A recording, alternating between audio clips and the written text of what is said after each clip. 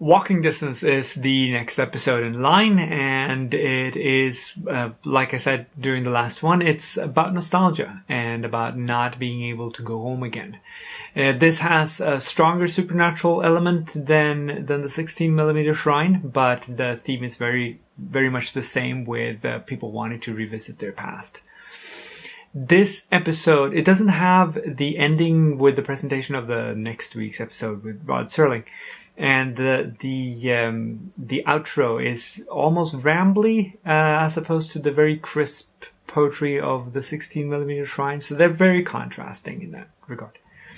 This episode also has this fantastic Dutch angle. Now, if you don't know what the Dutch angle is, it's basically where you tilt the camera so as to make something look weird or unsettling or unnatural. And you have this when the main protagonist sort of chases his adolescent self, and it looks like that.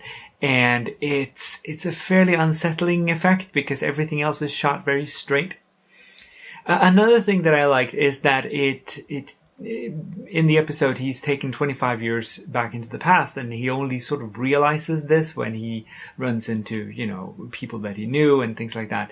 But when he sees a new car, which to him, of course, is 25 years old, that upsets him, and he sort of figures that out. Now, if I were to go back 25 years, I would immediately be able to tell that something was really wrong because of fashion, because of the way that clothes has changed. And they make a note of that at the end of the episode when he re-enters the soda shop, when you can see sort of some of the clothes that have changed. But other than that, I don't think they make much of a mention of it. And I think that's a bit weird because the difference between the clothing in the 1930s and the late 50s was very, very different. So he should have picked that up, should have noticed a lot earlier, I think.